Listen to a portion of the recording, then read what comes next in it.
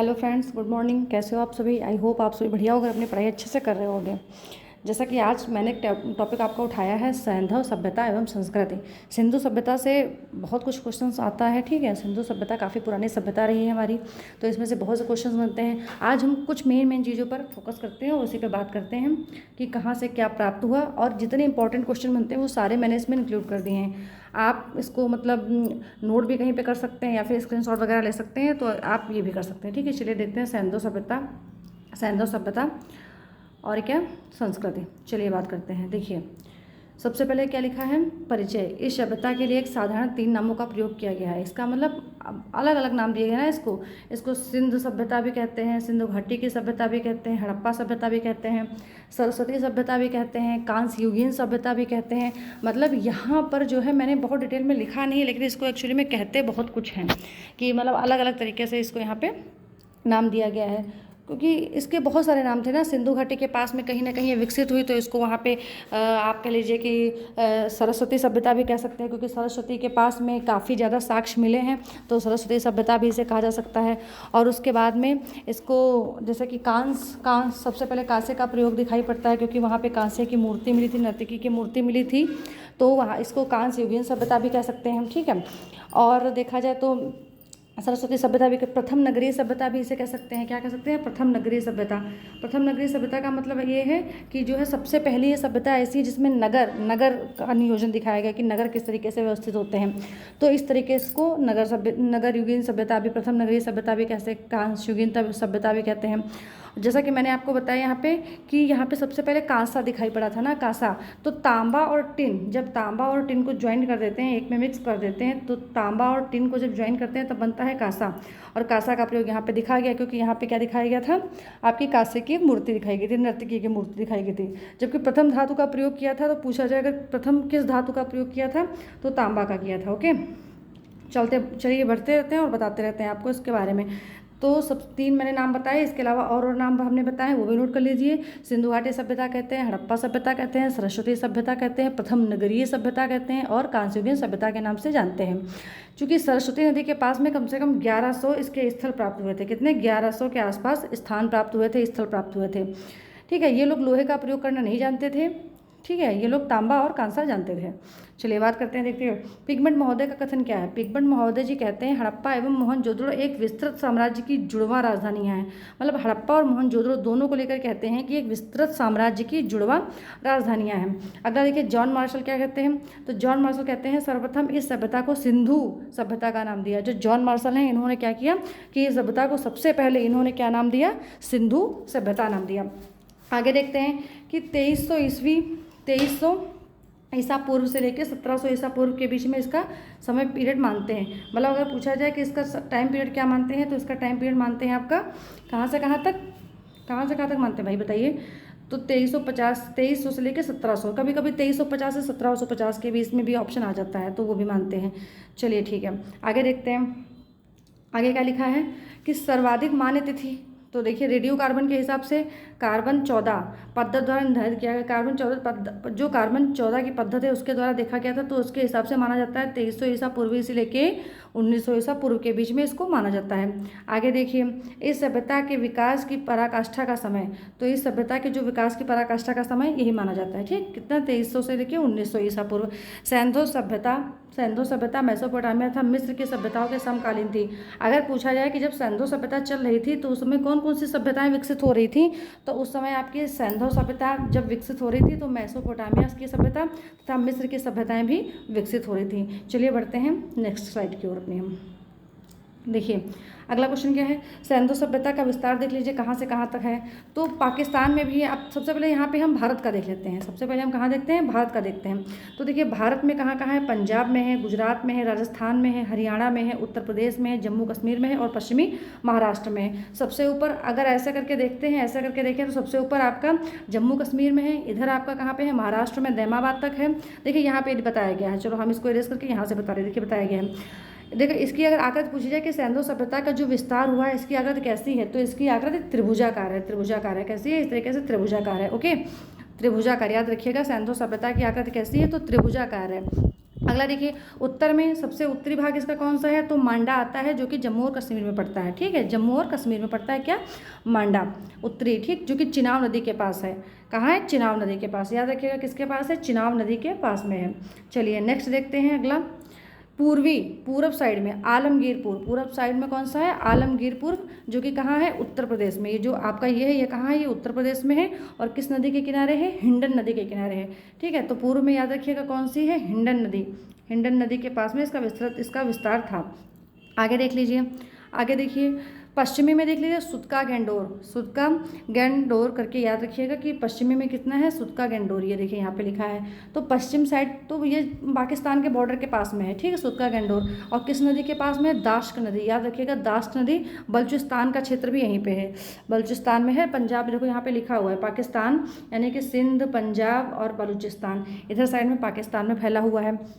उसके बाद में कौन सा बचा आपका, नीचे बचा है दक्षिणी, तो दक्षिणी में आपका कहाँ पे है, सुदूर क्षेत्र, यानी कि दक्षिणी में कहाँ पे है, महाराष्ट्र, दैमाबाद में। दैमाबाद जो आपका ये क्षेत्र आता है, ये कहाँ पे आता है, महाराष्ट्र में आता है। ठीक है, गोदावरी नदी के पास में, कहाँ पे याद रखिएगा, गोदावरी। हमने चारों नदियाँ आपको बताई हैं, चारों नदियाँ आप नोट कर लीजिएगा कि उत्तर में कौन सी नदी थी, हिंडन नदी, उत्तर जब उधर नहीं बता रहे, उत्तर प्रदेश में बता रहे हैं, आलमगीरपुर में ना, इधर आपकी कौन सी नदी थी, तो इधर आपकी हिंडन नदी थी। और हिंडन नदी के पास में जब जम्मू कश्मीर जाओगे तो चिनाब नदी थी, महाराष्ट्र दैमाबाद में आओगे तो गोदावरी नदी थी, और जब पश्चिम पास इधर बॉर्डर में आओगे कहाँ पे, इधर बलूचिस्तान साइड में, तो दाश्त नदी थी। आ गया होगा आपको इतना समझ में। अब बढ़ते हैं नेक्स्ट स्लाइड की ओर। देखिए कुछ यहाँ पे याद कर लीजिए स्थल और उनके सर्वेक्षक या फिर खोजकर्ता या फिर उत्खनन करता। तो सबसे पहले कौन सा देखते हैं, हड़प्पा। हड़प्पा की खोज किसने की थी, दयाराम साहनी ने की थी हड़प्पा की खोज।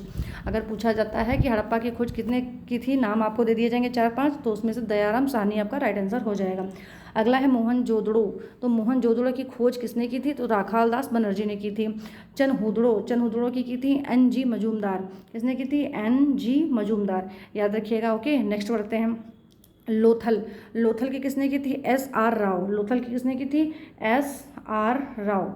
लोथल की थी SR राव ने। कालीबंगा की कम की थी अमलानंद घोष ने। किसने की थी, अमलानंद घोष ने की थी, किसकी, कालीबंगा की। नेक्स्ट बढ़ते हैं बनावली की थी RS बिस्ट ने। बनावली की किसने की थी, RS बिस्ट ने। ओके, धौलावीरा की किसने की थी, JP जोशी। धौलावीरा की JP जोशी ने की थी। उसके बाद रोपड़ की थी BB लाल ने। ठीक है, रोपड़ BB, ठीक है, बीबी को रोपड़ रोप दो सब कुछ बीबी के ऊपर रोप दिया जाता है, ऐसे याद कर लो, बीबी रोपड़ या फिर बीबी के ऊपर सब रोप दो, ये चीज़। आगे देखिए, सुदका गैंडोर इसकी की थी RL स्टाइल ने की थी। ठीक है, आई होप आपको याद हो गया होगा। बढ़ते हैं नेक्स्ट स्लाइड की ओर। अब देखिए मोहनजोदड़ो से हमें क्या क्या प्राप्त हुआ है, तो जो कुछ मोहनजोदड़ो से हमें प्राप्त हुआ हम यहाँ पे देख लेते हैं। योगी पशुपति शिव की मुहर। देखिए वहाँ पशुपति की मुहर मिली है, तो पशुपति वहाँ पे शिव को माना गया है, क्योंकि जब जो शिव की प्रतिमा वहाँ पे शिव की प्रतिमा की जैसे कुछ माना गया, तो वहाँ पे त्रिशूल वगैरह था और बहुत सारे जानवर थे। तो आजकल के समय में हम लोग बहुत सारे जानवर जहाँ पे त्रिशूल वगैरह हो, वहाँ पे क्या शिव को ही मानते हैं। तो इस तरीके से जो वहाँ पे वो मूर्ति जो बनी थी कुछ उसकी तरीके से थी, तो उसको शिव ही माना गया। तो उनके पास में बहुत सारे पशु थे, तो उसको क्या मान लिया गया, पशुपति मान लिया गया। ठीक है, पशुपति मान लिया गया। अभी जिसमें इतना जो कुछ लिखा है वो बताते चलते हैं, उसके बाद में एक्स्ट्रा कुछ और भी आपको बता देंगे। तो यहाँ पे हम देखते हैं पशुपति की मुहर मिली थी, कहाँ, मोहनजोदड़ो से। अब देखते हैं बाएं दाएं नीचे 3 हिस्से दिखे इसमें। सबसे पहले बाएं हिस्से में इसको क्या मिला, बाएं हिस्से में क्या, तो गैंडा और भैंसा। ठीक है, नीचे हिस्से में क्या, 2 हिरन, और उसके बाद में दाएं हिस्से में क्या था, तो दाएं हिस्से में बाघ और हाथी। कुल 5 प्रकार के और 5 प्रकार के या फिर 6 पशु मिले। ठीक है, 5 प्रकार के थे, 6 पशु मिले थे मुहर में। जो मुहर बनी होती थी उनमें गैंडा, भैंसा, बाघ, हाथी, 2 हिरन, ये सब मतलब दिखाई पड़े कहीं ना कहीं चित्र के रूप में कि ये पशु हैं। तो 5 प्रकार के पशु थे, गैंडा था, भैंसा था, हिरन थे, बाघ था, हाथी था। इस तरीके से पूछ सकते हैं कि कौन सा पशु था, कौन सा पशु नहीं था। तो आपको याद रखना होगा कि हिरन था, बाघ था, हाथी था, गैंडा भी था और भैंसा भी था। अब जो इसके अलावा पूछ लिया जाए वही आप बता दीजिएगा कि नहीं था। ठीक है, नेक्स्ट बढ़ते हैं। देखिए स्थल कौन सा आपका है, महत्वपूर्ण स्थल देख लीजिए, कहीं कहीं से क्या क्या चीज़ें, कुछ मतलब अलग अलग सी चीज़ें देख लीजिए। जैसे बालाकोट, तो बालाकोट से क्या मिला था, सीप से बनी चूड़ियों के टुकड़े मिले थे। बालाकोट एक स्थान था, वहाँ से क्या मिला, सीप से बनी चूड़ियों के टुकड़े मिले। अगला देखिए मांडा, मांडा से कांच से निर्मित पेंचदार पिन मिला था। जो मांडा था, कहाँ आपका मांडा, जम्मू कश्मीर में है ना, तो मांडा से क्या मिला था, कांच से निर्मित पेंचदार पिन मिला था। नौसारो, नौसारो से क्या मिला, स्त्रियों के मांग में सिंदूर के प्रमाण, वहाँ से पता चलता है कि हाँ स्त्रियाँ अपने मांग में सिंदूर भरती थी, कहाँ से, नौसारो। ठीक है, रंगपुर से क्या मिला, धान की भूसी मिली। ठीक है, रंगपुर से धान की भूसी मिली। लोथल से क्या मिला, वृत्ताकार चक्की के 2 पार्ट। वैसे वृत्ताकार चक्कियाँ नहीं होती, इसको चक्कियाँ बोलते हैं, उसके 2 पार्ट्स जो हैं हमको कहाँ मिले हैं, ये आपको मिले हैं लोथल से। ठीक है, आगे देखते हैं, आगे देखते हैं। लोथल से हो गया कि 2 पार्ट की चक्की वाला सिस्टम मिला था। कालीबंगा से क्या मिला, ताम्र की मूर्ति मिली है कालीबंगा से। हड़प्पा से क्या मिला, एक स्त्री के गर्भ से निकलते पौधे की आकृति, मतलब वहाँ पे एक ऐसी आकृति दिखाई गई है कि एक वहाँ पे स्त्री है और उसके गर्भ से क्या है, उसके गर्भ से एक पौधे की आकृति निकलती हुई दिखाई दी गई है। ठीक है, हुलास, हुलास से क्या मिला है, सैंधव लिपि युक्त एक ठप्पा मिला है हुलास से। ठीक, याद रखिएगा कि हुलास से क्या मिला है, तो एक सैंधव लिपियुक्त एक ठप्पा मिला है। आगे देखिए, शुद्ध का गेंडोर से क्या मिली है, मिट्टी की चूड़ियों के अवशेष मिले हैं। मिट्टी की भी चूड़ियाँ मिली हैं, कांच की भी चूड़ियाँ मिली हैं, सीप की भी चूड़ियाँ मिली हैं, सारी मिली हैं, वो सब बताया जा रहा है आपको यहाँ पे। अगला देखिए, मोहनजोदड़ो से और क्या है, संयुक्त पशु मूर्ति मिली हुई है। क्या मिला है, संयुक्त पशु मूर्ति, जिसमें शरीर है और मस्तक है, 2 चीज़ दिखाई गई हैं। शरीर और मस्तक का दिखाया गया है, भेड़ का शरीर दिखाया गया है और सूर्यदार हाथी का मस्तक दिखाया गया है। जो आपके मोहनजोदड़ो से संयुक्त पशु मूर्ति मिली है उसमें आपको हम बता रहे हैं। चलिए आगे देखते हैं क्वेश्चन सब हम नेक्स्ट। रोपड़ से क्या क्या मिला है, तो रोपड़ का जो आधुनिक नाम है उसका नाम रखा गया है रूपनगर। रोपड़ का आधुनिक नाम क्या है, रूपनगर। इसमें से क्वेश्चंस आपके क्या क्या आएंगे कि रोपड़ का आधुनिक नाम क्या है, तो बता दीजिएगा रूपनगर। अब हमें साक्ष्य कौन कौन से प्राप्त हुए हैं, हम देखिए, सेल खड़ी की मुहर हमको यहीं से प्राप्त हुई है, कहाँ से, रोपड़ से सेल खड़ी की मुहर प्राप्त हुई है। चर्ड के बटखरे प्राप्त हुए हैं, ये इतना इंपॉर्टेंट नहीं है। तांबे के बाणाग्र तथा कुल्हाड़ी, मतलब कहीं ना कहीं वहाँ पे हथियार थे, बाण भी थे, कुल्हाड़ी भी थी, ये चीज़ पता चल रही है। और किसके थे, तांबे के थे। कहाँ से प्राप्त हुए हैं, रोपड़ से प्राप्त हुए हैं। मृद भांड प्राप्त हुआ है, छुरा प्राप्त हुआ है। मनुष्य के साथ पालतू कुत्ते के दफनाए जाने का, क्योंकि उनका पालतू पशु कुत्ता ही था, तो उसके दफनाए जाने का भी यहाँ से पता चलता है। स्थित कहाँ पे है, ये पंजाब में इसकी स्थिति है, सतलज नदी के बाएं तट पर। कहाँ पे है, सतलज नदी के बाएं तट पर। चलिए बढ़ते हैं नेक्स्ट। आगे देखिए बनावली, तो बनावली से हमें क्या यहाँ समझ में आ रहा, देखते हैं भाई बनावली में क्या क्या हुआ। तो बनावली में सैंधव संस्कृति, देखिए विशेषता क्या थी इसकी, ये देख लीजिए। सैंधव संस्कृति के 3 स्तर कौन कौन से देख लीजिए, प्राक सैंधव, विकसित सैंधव, उत्तर सैंधव, ये 3 स्तर थे सैंधव संस्कृति के स्तर के। ठीक है, जो भी सैंधव संस्कृति थी उसके 3 स्तर दिखाए गए, प्राक सैंधव दिखाया गया, विकसित दिखाया गया और आपका उत्तर सैंधव दिखाया गया।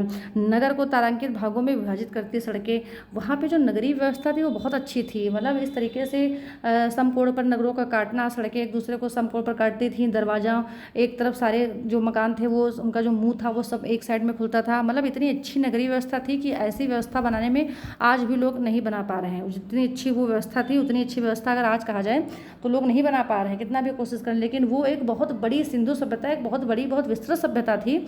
विस्तृत मतलब कह लीजिए आप कि 20 लाख वर्ग किलोमीटर में फैली हुई थी, इतनी बड़ी सभ्यता थी कि 20 लाख वर्ग किलोमीटर में फैली थी। लगभग 22,99,000 लाख वर्ग किलोमीटर के आसपास माना जाता है, लेकिन 20 लाख लगभग में आ जाता है। इतनी बड़ी सभ्यता थी समझो, और उसको इतना कायदे से व्यवस्थित किया गया था। ठीक है, तो यही बताया गया कि ये इसकी विशेषता थी। अगला देखिए, लाजवर्द तथा कार्नेलियन के मनके मिले हैं, किसके, लाजवर्द के, बनावली में मिले हैं। हल की आकृति के खिलौने मिले हैं, जैसा हल होता है उसकी आकृति के खिलौने यही मिले हैं। तांबे के बाण मिले हैं, मैंने बताया कि तांबे के बाण भी इसके पहले भी आपको बताया था मिले हैं। मोहरे एवं बटखरे मिले हैं। स्थिति इसकी कहाँ है, तो फतेहाबाद जिला हरियाणा में इसकी स्थिति है। ठीक है, बढ़ते हैं नेक्स्ट स्लाइड की ओर। सुर कोटड़ा, आप सुर कोटड़ा देख लीजिए, इसकी विशेषता क्या थी, तो सुर कोटड़ा की विशेषता यह थी कि नगर 2 दुर्गीकृत भागों में विभक्त था। नगर जो था वो 2 दुर्गीकृत भागों में, मतलब इधर थोड़े से दुर्ग थे, थोड़े से उधर दुर्ग थे। ठीक है, तो 2 तरीके से विभक्त था। गढ़ी क्षेत्र था, आवास क्षेत्र था। यहाँ पे साक्ष्य कौन कौन से प्राप्त हुए हैं, कब्रिस्तान से कलश शवाधान, कब्रिस्तान प्राप्त हुआ है, वहाँ से कलश शवाधान और घोड़े की हड्डियाँ प्राप्त हुई हैं। अगर पूछा जाए इसका स्थिति इस समय कहाँ है, सुर कोटड़ा की, तो कच्छ जिला गुजरात में है। ठीक है, अब बढ़ते हैं नेक्स्ट की ओर। दैमाबाद, दैमाबाद मैंने आपको बताया महाराष्ट्र में है। ठीक है, देखते हैं विशेषता इसकी क्या क्या थी। तो सैंधव सभ्यता की सबसे दक्षिणी स्थल ये है। ओके, अब इसमें से क्या क्या मिला है, रथ चलाते हुए मनुष्य मिले हैं, मतलब इससे पता चलता है कि कहीं ना कहीं मनुष्य वहाँ पे रथ चलाते थे, आखेट करते होंगे, फिर तो रथ ऐसे ही थोड़ी ना घूमने जाते होंगे, शिकार करते होंगे ना, तभी तो जाते होंगे। तो रथ चलाते हुए मनुष्य मिले हैं। सांड गैंडे की आकृतियाँ दिखाई गई हैं। सैंधव लिपि की एक मुहर, मृदभांड और तस्तरी प्याले, ये सब चीज़ें कहाँ से मिली हैं, दैमाबाद से मिली हैं। स्थित कहाँ है, अहमदनगर जिला महाराष्ट्र में, प्रवरा नदी के बाएं तट पर है। चलिए आगे देखते हैं कालीबंगा। अब कालीबंगा से देखिए हमें क्या क्या प्राप्त हुआ है। तो कालीबंगा से हमें क्या क्या प्राप्त हुआ देखते हैं। ईंटें प्राप्त हुई हैं, कच्ची ईंटें, पक्की ईंटें, दोनों प्रकार की। कच्ची ईंटें भवन निर्माण में प्रयुक्त हुई हैं। कालीबंगा की बात हम कर रहे हैं, जो कच्ची ईंटें हुई हैं वो भवन निर्माण में प्रयुक्त हुई हैं, जबकि जो पक्की ईंटें हैं वो केवल नालियों, कुओं एवं स्नानागार निर्माण में प्रयुक्त हुई हैं। मतलब दिखाया गया कि जो कच्ची ईंटें थी कालीबंगा में, वहाँ पे कासे कच्ची कासे कालीबंगा, तो जो कच्ची ईंटें प्राप्त हुई वो भवन के निर्माण में प्रयुक्त हुई हैं, लेकिन जो नालियाँ बनी, वहाँ पे कुएं बने, स्नानागार, बाथरूम वगैरह बने, वहाँ पे पक्की ईंटें मिली हुई हैं। ठीक है, आगे देखिए जुते हुए खेत मिले हैं। भूकंप का साक्ष्य मिला कि कहीं ना कहीं यहाँ पे भूकंप आया था। एक चबूतरा पर अग्निकुंड मिला है, एक चबूतरा जैसा बना है और उसके ऊपर अग्निकुंड दिखा है। ठीक है, कुआं तथा पक्की ईंटों के बना आयताकार गर्त मिले हैं। दूसरे चबूतरे पर 7 अग्निकुंड या 7 वेदियाँ मिली हुई हैं। ठीक, वेदियाँ एक पंक्ति में लगी हुई हैं कि एक चबूतरा बना है, उस पर एक जगह पे 1 अग्निकुंड मिला है, एक जगह पे 7 अग्निकुंड, इस तरीके से वेदिकाएँ मिली हुई हैं। शेलकड़ी तथा मिट्टी की मुहरें मिली हैं। मृदभांड के टुकड़े मिले हैं। ओके, मृदभांड के टुकड़े मिले हैं। स्थित इसकी कहाँ है, तो राजस्थान में है, हनुमानगढ़ जिला में है। चलिए बढ़ते हैं नेक्स्ट स्लाइड की ओर, पढ़ते रहना आप लोग अच्छे से इसको। ओके, चनहुदड़ो, चनहुदड़ो से क्या क्या मिला है, तो मनका बनाने का कारखाना कहाँ है, चनहुदड़ो में ही मिला। आपका मनका बनाने का कारखाना कहाँ मिला, चनहुदड़ो में मिला। उसके बाद में क्या, अलंकृत हाथी, अलंकृत हाथी भी चनहुदड़ो में आपको देखने को मिलेगा। खिलौना वहाँ से मिला, लिपस्टिक वहाँ से मिली, वक्राकार ईंटें वहाँ से मिली हैं। एकमात्र चनहुदड़ो ऐसा स्थान है जहाँ पे वक्राकार ईंटें मिली हैं। इसके अलावा जो ईंटें थी वहाँ पे वो हर जगह सभी जगह चौकोर आयत की ही मिल रही थी, लेकिन इस यहाँ पे कैसी मिली हैं, वक्राकार मिली हैं। ठीक है, ये चीज़ याद रखिएगा, इंपॉर्टेंट यहाँ पे हो जाता है। बिल्ली का पीछा करते हुए कुत्ते का पदचिन्ह मिला है कि बिल्ली जा रही थी और पीछे पीछे कुत्ता आ रहा था, तो ये पदचिन्ह कहाँ से मिला है, चनहुदड़ो से मिला है। अगला देखिए धौलावीरा। धौलावीरा की विशेषता क्या थी कि वहाँ पे आयताकार नगर दिखाया गया है। नगर 3 भागों में विभक्त था, किला में था, निचला नगर था और मध्य नगर था। साक्ष्य कौन कौन से प्राप्त हुए हैं, तो विशाल जलाशय प्राप्त हुआ है। जलाशय मतलब जहाँ पे जल को एकत्रित किया जाता था, बहुत बड़ा सा जलाशय प्राप्त हुआ है। उन्नत जल प्रबंधन की, उन्नत मतलब कि जल को इकट्ठा करने का तरीका जो उनका था वो बहुत ही अच्छा था, तो उन्नत जल प्रबंधन प्राप्त हुआ है धौलावीरा से। उसके बाद में हड़प्पा लिपि के बड़े आकार के 10 चिन्हों वाला एक शिलालेख मिला है। हड़प्पा की जो लिपि थी उसी में बड़े आकार का 10 चिन्ह जिसमें बने हों, एक ऐसा शिलालेख मिला है जिसमें कि 10 चिन्ह बने थे। स्थित कहाँ है, तो इसकी भी स्थित रक्ष का जो कच्छ का रण है गुजरात, उसमें दिखाई गई है। अगला देखिए लोथल से क्या क्या प्राप्त हुआ है, तो विशेषताएं पहले देख लीजिए लोथल की। पश्चिमी एशिया से व्यापार के लिए एक प्रमुख बंदरगाह, जो पश्चिमी एशिया का क्षेत्र था वहाँ से व्यापार किया जाता था, तो उसके लिए एक प्रमुख बंदरगाह दिखाया गया है। फिर सर्व प्रमुख विशेषता इसकी क्या है कि जहाज़ों का गोदी यानी कि डाक यार्ड यहीं पे मिला है। डाक यार्ड कहाँ पे मिला है, तो जहाज़ों की गोदी कहाँ पे मिली है, वो आपकी यहाँ पे ऊपर देख लीजिए लोथल में मिली है। ठीक है, मतलब लोथल में कहीं ना कहीं बहुत बड़ा सा एक आपका क्या मिला हुआ है, समझ लीजिए वही क्या बंदरगाह। ठीक है, प्रमुख बंदरगाह यहाँ की विशेषता रही है। प्राप्त साक्ष्य में क्या क्या है, फारस की मुद्रा मिली है। ठीक है, सील कह लीजिए, मुद्रा कह लीजिए। उसके बाद में पक्के रंग में लगे हुए पात्र मिले हैं। धान या फिर चावल और बाजरा मिला हुआ है। फारस की मुहर मिली है। घोड़े की लघु मृण मूर्ति मिली है। ठीक है, 3 युगल समाधियाँ मिली हैं। 3 युगल समाधियाँ, युगल मतलब पेयर में, कि हस्बैंड है तो वाइफ है, इस तरीके से पेयर में समाधियाँ मिली हैं। इसकी स्थिति कहाँ पे है, तो इसकी स्थिति अहमदाबाद जिला गुजरात में भोगवा नदी के तट पर है। कहाँ पे है, भोगवा नदी के तट पर है। चलिए अगला देखते हैं।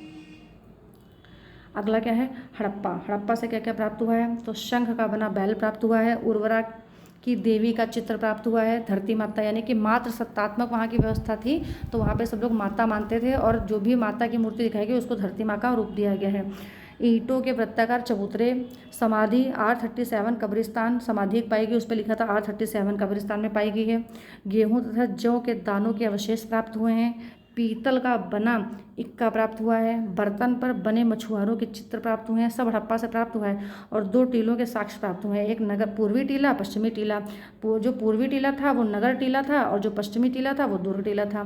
इसकी स्थिति कहाँ पर इस टाइम है, तो मांटगोमरी जिला वर्तमान साहिवाल इस टाइम पाकिस्तान में है, रावी नदी के बाएं तट पर है। चलिए आगे देखते हैं। मोहनजोदड़ो।